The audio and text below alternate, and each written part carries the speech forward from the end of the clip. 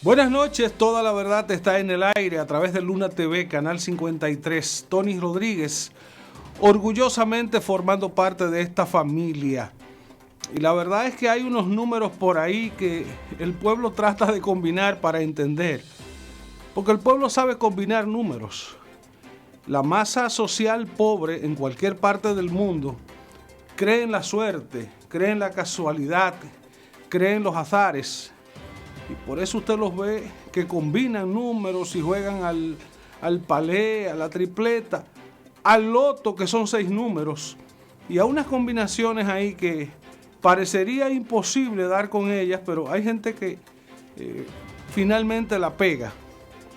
Y si usted es de los que cree o se atreve a creer, yo tengo mis reservas.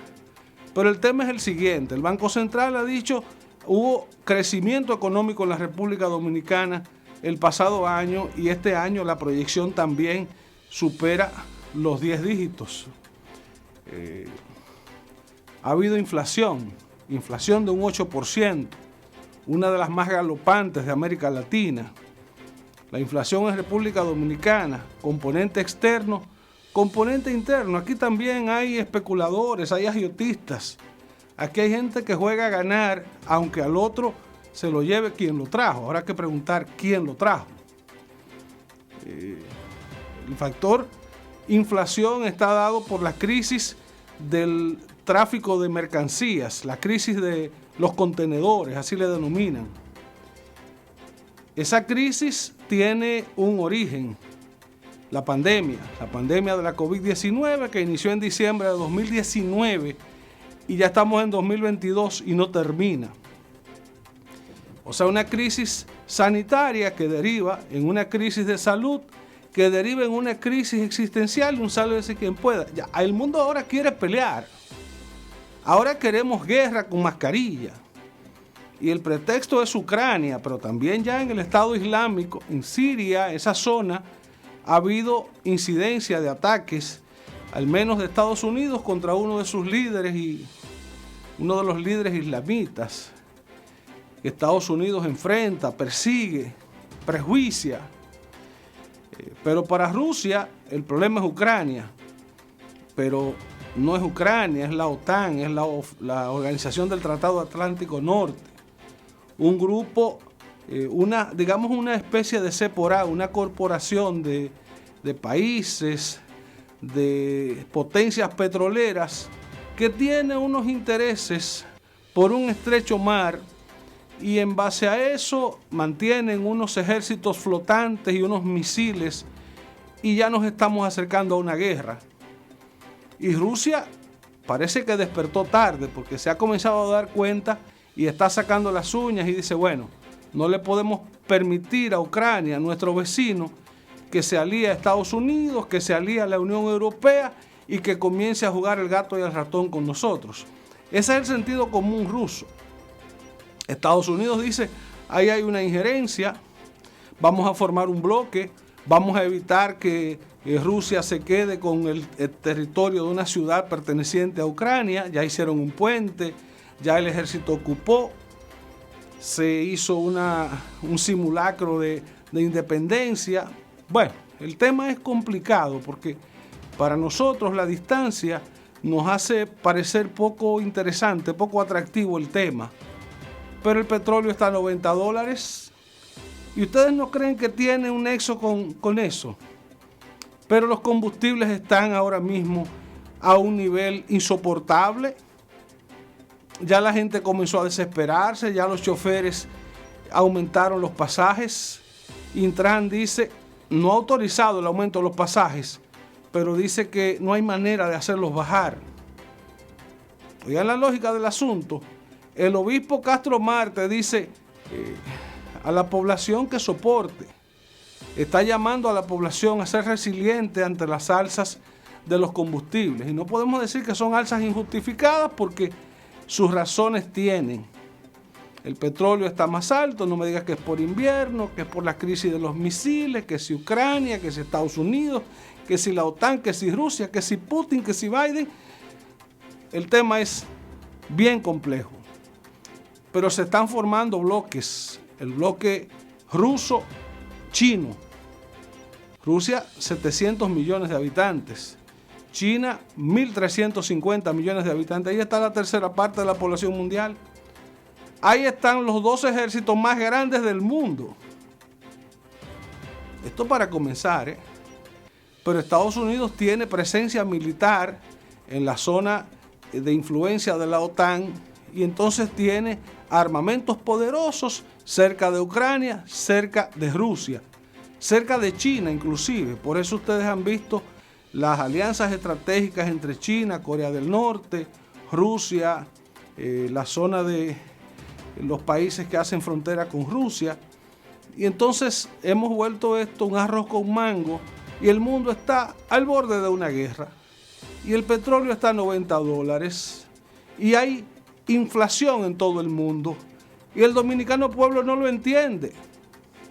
Se dejan manipular de los políticos baratos que tenemos. Porque vamos a atacar al gobierno porque los precios de los supermercados y los mercados están muy caros. ¿Y cuál es el componente de esa carestía? ¿O no se sabe que hay un capitalismo salvaje que se ha apoderado de las mercancías y está creando precios ficticios por productos que tenían antes un precio muy inferior? Y que con la carestía del petróleo el transporte se ha vuelto aún más difícil y que no hay ni siquiera choferes suficientes para transportar las cargas. Y que hay muchísimos negocios que aún están desabastecidos.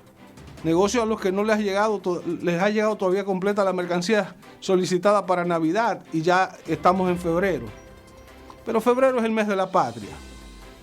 Vamos a hablar un poquito de esas cosas que nos hacen sentir orgullosos de ser seres dominicanos.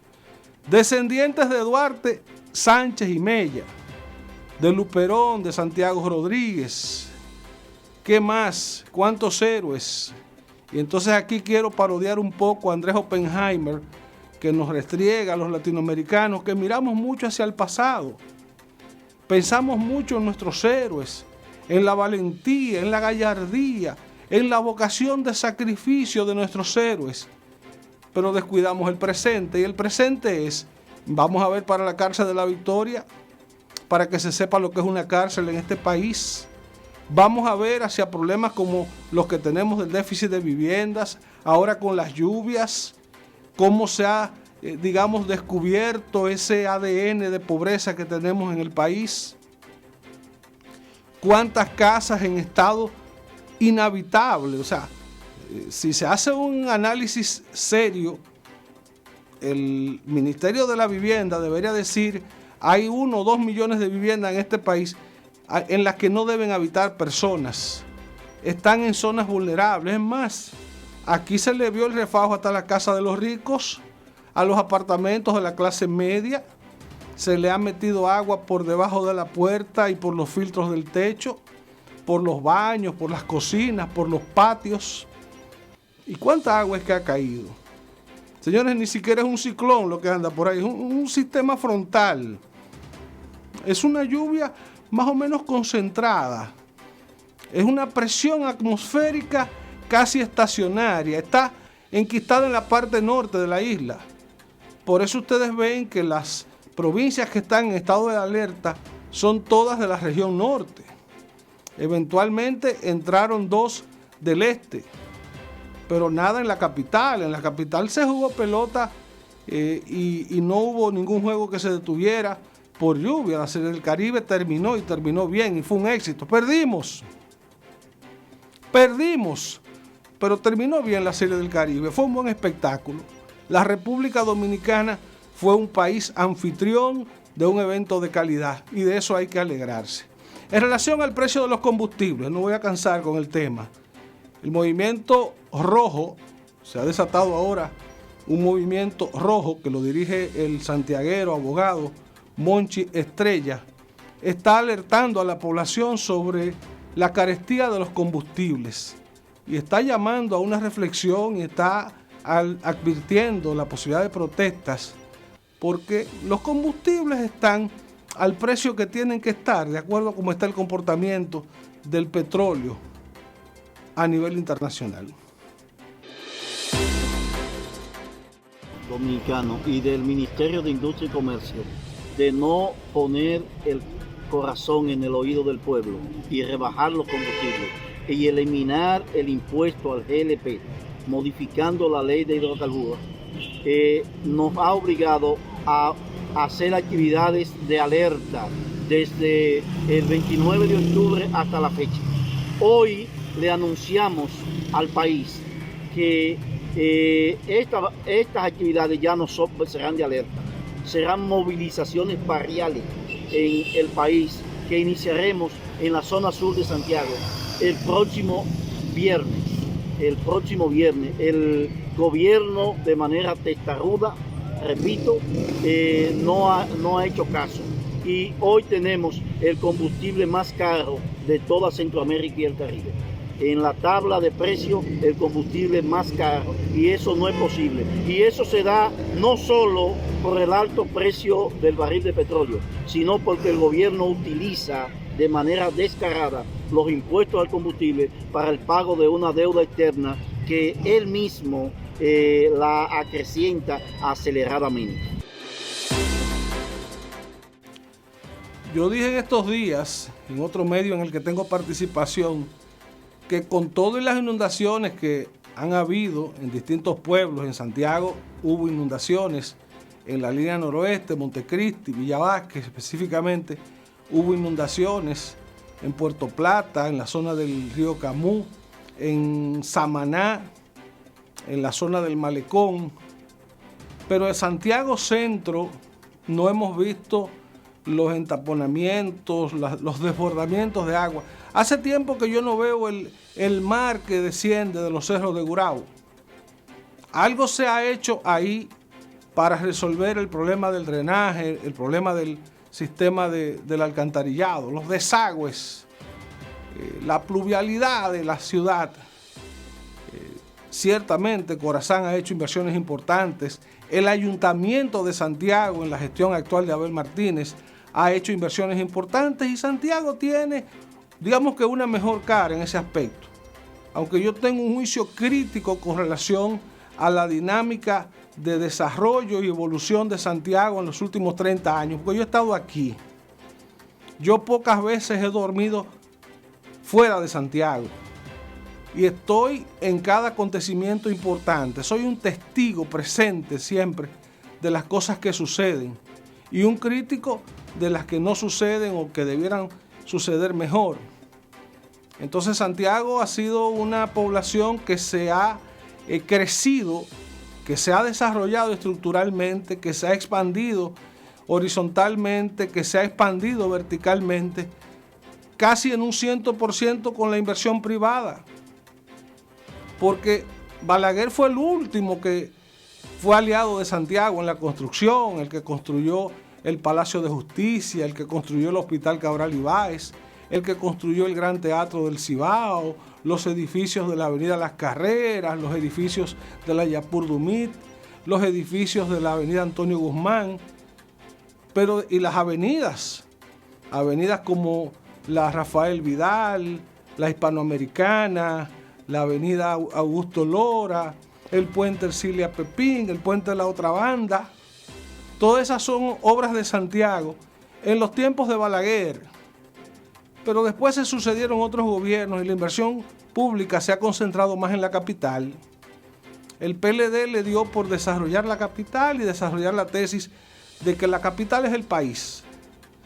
Pues bien, Santiago a nivel privado ha tenido un desarrollo en el sector de la salud, importantes inversiones a nivel de la salud privada. El presidente Abinader lo ha dicho en varios escenarios. Las clínicas de Santiago son mejores que las de la capital. Y alguna vez el Cabral Ibáez fue el mejor hospital del país. Ojalá pronto lo vuelva a ser. En términos de desarrollo universitario, aquí hay 10 universidades.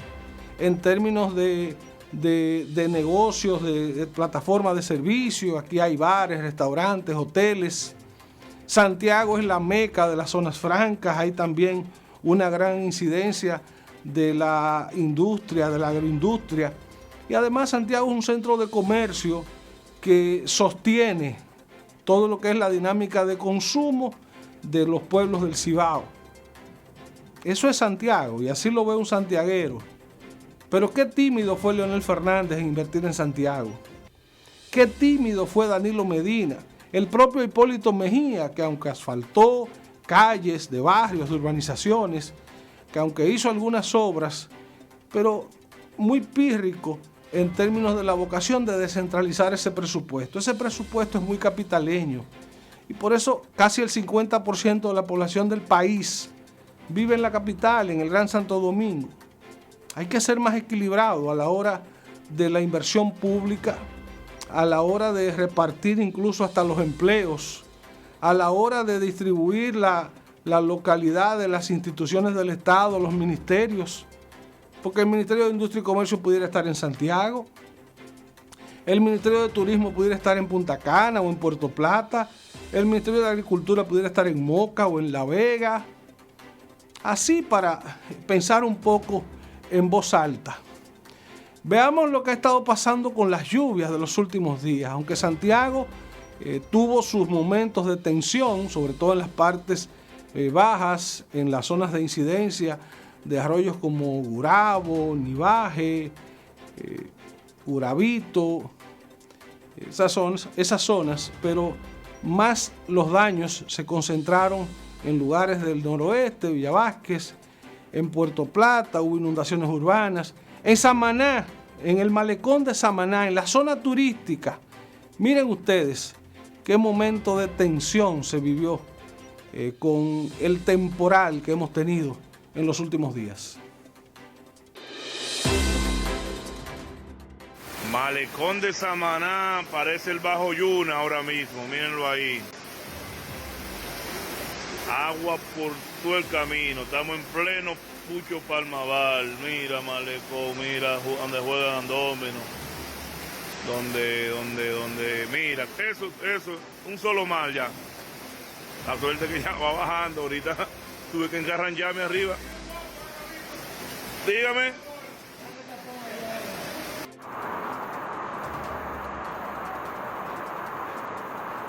Mira, se lleva la pasola.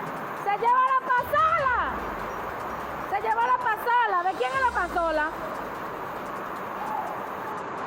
¿De quién es la pasola? ¿De quién es la pasola?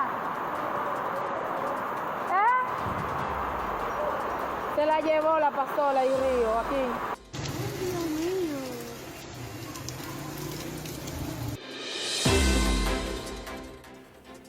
Yo digo que un fideicomiso es un resguardo.